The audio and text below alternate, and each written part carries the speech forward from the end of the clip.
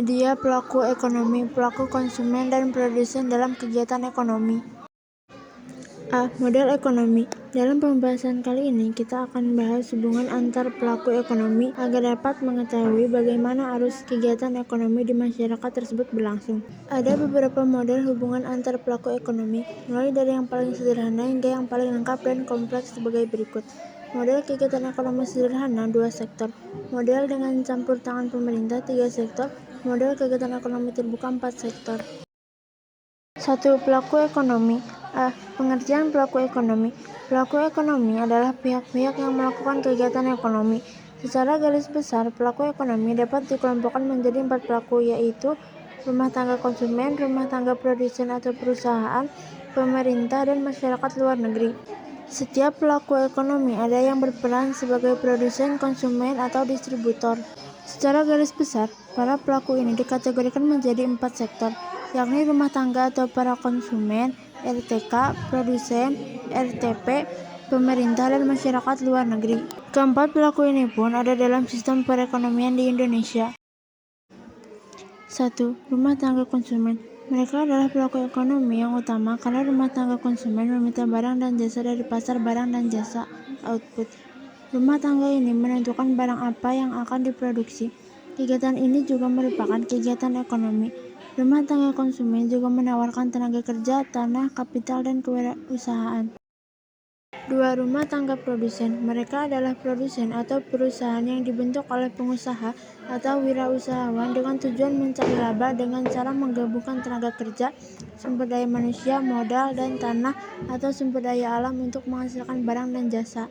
Produsen akan mengelola usahanya dengan beberapa cara atau bentuk seperti perusahaan perorangan, PO, berpartner, misalnya CV, firma, atau akan membentuk perseroan PT. Usaha perseorangan merupakan bentuk yang paling sederhana. Ini adalah usaha atau perusahaan yang dimiliki hanya oleh satu orang. Contohnya adalah petani, seorang dokter, tukang listrik. Yang kedua adalah berpartner atau partnership. 3. Pemerintahan atau rumah tangga negara. Peranan rumah tangga negara atau pemerintahan dalam kegiatan ekonomi antara lain 1. Pengatur, 2. Konsumen, 3. Sebagai produsen, 4. Pembuat dan pelaksana aturan main, 5. Menjamin kompetisi, 6. Menyediakan barang publik. 4. Masyarakat luar negeri. Masyarakat ekonomi luar negeri adalah pelaku ekonomi yang berhubungan dengan transaksi luar negeri. Sektor ini mencakup ekspor dan impor barang dan jasa serta aliran modal yang berkaitan dengan transaksi investasi perbankan. Peran rumah tangga konsumsi adalah sebagai berikut. 1. Konsumen, 2. Pemasok atau pemilik faktor produksi, 3. Mempengaruhi mengenai apa yang diproduksi oleh perusahaan. Teori perilaku konsumen. Perilaku konsumen adalah proses yang dilakukan oleh seseorang atau organisasi dalam mencari, membeli, menggunakan, mengevakuasi, dan membuang produk atau jasa setelah dikonsumsi untuk memenuhi kebutuhannya. Konsumen akan diperlihatkan tahap sebelum pembelian, dan setelah pembelian. Ruang lingkup perilaku konsumen. Studi perilaku konsumen terpusat pada cara individu mengambil keputusan untuk memanfaatkan sumber daya yang tersedia, waktu, uang, usaha, guna membeli barang-barang yang berhubungan dengan konsumsi. Hal ini mencakup apa yang mereka beli, mengapa mereka membeli, kapan mereka membeli, di mana mereka membeli, seberapa sering mereka membeli, dan seberapa sering mereka menggunakannya. Perilaku permintaan konsumen terhadap barang dan jasa akan dipengaruhi oleh beberapa faktor, di antaranya pendapatan, selera konsumen, dan harga barang di saat kondisi yang lain tidak berubah. Perilaku konsumen ini didasarkan pada teori perilaku konsumen yang menjelaskan bagaimana seseorang dengan pendapat yang diperolehnya dapat membeli beberapa barang dan jasa sehingga mencapai kepuasan tertentu sesuai dengan apa yang diharapkan. Pendekatan perilaku konsumen. Pendekatan untuk mempelajari perilaku konsumen dalam mengkonsumsi suatu barang. 1. Pendekatan kardinal, 2. Pendekatan ordinal. 1. Pendekatan kardinal. Kepuasan konsumsi dapat diukur dengan satuan ukur. Makin banyak barang dikonsumsi, makin besar kepuasannya. Terjadi hukum the law of diminishing marginal utility pada tambahan kepuasan setiap suatu satuan.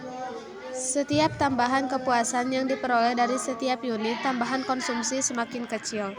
Mula-mula kepuasan akan naik sampai dengan titik tertentu atau saturation point. Tambahan kepuasan akan semakin turun. Hukum ini menyebabkan terjadinya downward sloping MU kurva.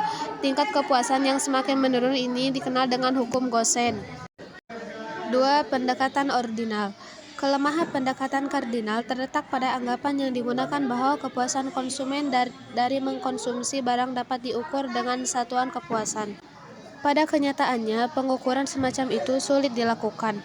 Pendekatan ordinal mengukur kepuasan konsumen dengan angka ordinal relatif. Tingkat kepuasan konsumen dengan menggunakan kurva indifference, kurva yang menunjukkan tingkat kombinasi jumlah barang yang dikonsumsi yang menghasilkan tingkat kepuasan yang sama. Ciri-ciri kurva indifference. 1. Mempunyai kemiringan yang negatif. Konsumen akan mengurangi konsumsi barang apabila ia menambah jumlah barang lain yang dikonsumsi. 2. Cembung ke arah titik origin, menunjukkan adanya perbedaan proporsi jumlah yang harus ia korbankan untuk mengubah kombinasi jumlah masing-masing barang yang dikonsumsi. Marginal rate of substitution. 3. Tidak saling berpotongan. Tidak mungkin diperoleh kepuasan yang sama pada suatu kurva indifference yang berbeda. 2. Teori perilaku produsen. Teori produsen dan fungsi produksi dapat kita lihat di mana saja. Yang dimaksud dengan teori produksi adalah kegiatan yang membuat barang-barang. Produksi juga sangat berkaitan dengan nilai guna suatu barang. Di dalam produksi terdapat proses produksi tertentu yang harus dijalani sehingga bisa menghasilkan barang yang berguna. Di dalam menganalisis teori produksi kita mengenal dua hal. 1. Produksi jangka pendek. Dalam membahas teori produksi, kita perlu membedakan pengertian jangka panjang dan jangka pendek. Jangka pendek dan jangka panjang tidak terkait dengan lamanya waktu yang digunakan dalam proses produksi. Produksi dalam jangka pendek berarti terdapat satu faktor produksi yang bersifat tetap, sedangkan faktor produksi yang lainnya bersifat variabel berubah-ubah. Produksi dalam jangka panjang berarti semua faktor produksi yang digunakan bersifat variabel berubah-ubah. 2. Produksi jangka panjang. Sebagaimana telah dijelaskan, produksi dalam jangka panjang tidak terkait dengan jangka waktu proses produksi, tetapi lebih pada sifat faktor produksi yang digunakan. Dalam jangka panjang, semua faktor produksi yang digunakan bersifat variabel atau berubah-ubah. Untuk mempelajari produksi dalam jangka panjang, kita akan mempelajari kurva isokuan dan jumlah produk optimal.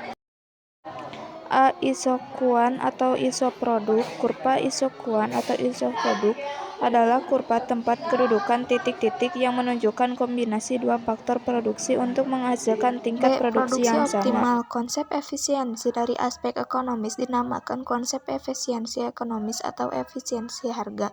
Dalam teori ekonomi produksi, pada umumnya menggunakan konsep ini. Dipandang dari konsep efisiensi ekonomis, pemakaian faktor produksi dikatakan efisiensi apabila ia dapat menghasilkan keuntungan maksimum. Untuk menentukan tingkat produksi optimum, menurut konsep efisiensi ekonomis, tidak cukup hanya dengan mengetahui fungsi produksi, ada syarat lagi yang harus diketahui. Rasio harga-harga input-output.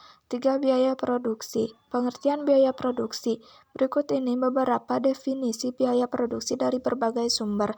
A. Biaya produksi yakni biaya-biaya yang berhubungan langsung dengan produksi dari suatu produk dan akan dimatchkan dengan penghasilan revenue di periode mana produk itu dijual. B. Biaya produksi merupakan biaya-biaya yang terjadi untuk mengolah bahan baku menjadi produk jadi yang siap untuk dijual.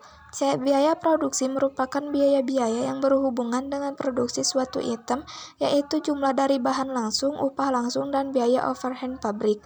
Dari beberapa pengertian di atas dapat disimpulkan bahwa biaya produksi adalah biaya-biaya yang digunakan dalam proses produksi, meliputi biaya bahan baku, biaya tenaga kerja langsung, dan biaya overhead pabrik yang jumlahnya lebih besar dibandingkan dengan jenis biaya lain.